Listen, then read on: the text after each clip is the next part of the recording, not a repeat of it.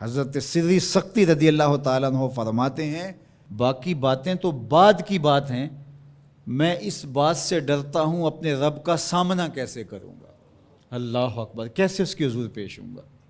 یہ چیز میرے بدن میں آگ لگا دیتی ہے۔ احکم الحاکمین کا دربار ہو تو کیسے اس کے روبرو میں حاضر ہوں گا۔ اور حضرت اقبال 2 قدم آگے بڑھ کے ایک جملہ بولنے لگے، کہتے ہیں لوگ اس بات سے ڈرتے ہیں کہ رب کا سامنا کیسے کریں گے، میں تو اس بات سے ڈرتا ہوں رسول اللہ کا سامنا کیسے کروں گا۔ حضور کا امتی ہو کل قیامت کے دن حضور کا سامنا کیسے کرے گا، بندہ خدا اپنے رب کا سامنا کیسے کرے گا۔ لیکن یہ کرنا پڑے گا،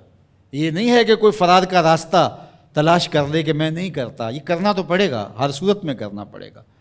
بلکہ ایک حدیث پاک میں آتا ہے قیامت کے دن جب لوگ اس کے روبرو پیش ہوں گے تو اللہ بندے کو اپنے حضور سے ہٹنے نہیں دے گا جب تک 4 سوال اس سے پوچھ نہیں لیتا۔ ان عمرہ فیما افنا ہو، اس سے پوچھا جائے گا عمر کہاں گزاری۔ دوسرا سوال جو اس سے کیا جائے گا ان جسدہ فیما ابلا ہو، بتا اپنے جسم کو کن کاموں میں لگایا، تجھے پھریرا بدن دیا تھا، اٹھتی جوانی تھی، عنفوان شباب تھا، چمکتی آنکھیں تھی، روشن چہرہ تھا، تجھے سنتے کان بولتی زبان بخشی، چوڑی چھاتی عطا کی، نرگسی آنکھیں تھی، کشادہ پیشانی تھی، قدِ رانا بخشا گیا۔ جب تو چلتا تھا تو تیری رفتار سے غزال خطابی شرمندہ ہوتے تھے، تیرے لہجے کا بانک پن، تیری زندگی کا جمال، تیری چڑھتی جوانی، تجھے دی گئی طاقتیں، صلاحیتیں، بتا تو نے اپنے جسم کو کس راہ میں لگایا، اللہ کے حکموں کی تعمیل میں۔ تیرا جسم کمان کی طرح رکوع کی صورت میں جھکا، کیا تو اس کے حضور سجدے میں گیا، تو چل کے مسجد کی راہوں کا مسافر بنا یا نہیں بنا۔ جسم کے بارے میں پوچھا جائے گا فیما ابلا ہو وعن علم ہی ماذا عامل فی، اور پوچھا جائے گا تجھے جو علم دیا گیا تھا بتا عمل کہاں تک کیا۔ صرف تقریریں ہی تو نہیں کی، لوگوں کو سمجھاتا رہا اور خود کورے کا کورا رہا، لوگوں کو عمل کی دعوت دیتا رہا اور اپنا من گندا اور میلا ہی رہا، لوگوں کو تلقین کرتا رہا لیکن خود اس پر عمل پیرا ہوا یا نہ ہوا۔ چوتھا سوال جو بندے سے کیا جائے گا وَعَن مَالِهِ مِنْ أَيْنَ اكْتَسَبَهُ وَفِيمَا أَنْفَقَهُ، بتا مال کمایا کیسے اور یہ بھی بتا مال خرچ کہاں کیا۔ مال کے بارے میں 2 سوال ہو گئے، کمایا کہاں اور خرچ کہاں کیا۔ تو اللہ جل شانہ کا سامنا تو کرنا پڑے گا اور ایک وقت آنا ہے کہ تو اپنے رب سے ملاقات کرنی ہے۔ ارشاد فرمایا کہ اذا احب عبدی لقائی احببت لقاءہ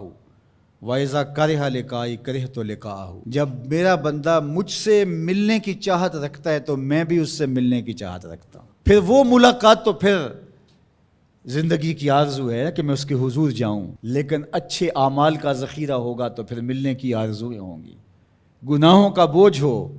تو پھر ملنے کی تمنا ہی نہیں ہوتی۔ جو اشتہاری ہوتے ہیں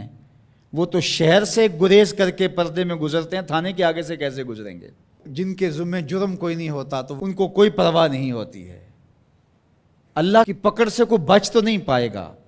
لیکن جنہوں نے اللہ کی رضا کے لیے زندگی بسر کی ہوگی اللہ جل شانہ سے ملاقات کا شوق انہیں کشاں کشاں اس کی دہلیز پہ لے جائے گا۔ تو کہا یا ایھا الانسان انک کادح الی ربک کدحا فملاقی، تو اس سے ملاقات تو کرنے والا ہی ہے، کرے گا تو صحیح،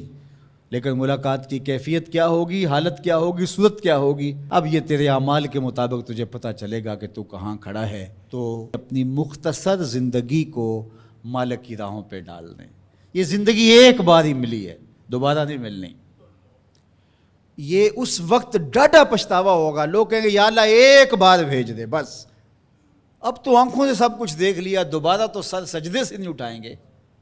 کہا تجھے بھیجا تھا، پیغمبر بھی بھیجے تھے، کتابیں بھی اتاری تھیں، روز مرتے ہوئے لوگ تیرے سامنے تھے، اٹھتے ہوئے جنازے تیرے سامنے تھے، پھیلے ہوئے قبرستان، ڈوبتا ہوا سورج، یہ عارضی دنیا کے کتنے نقشے تمہیں دکھائے لیکن تو پھر بھی نہ مانا، اب دوسرا موقع نہیں ہے۔ یقول یا لیتنی قدمت لحیاتی،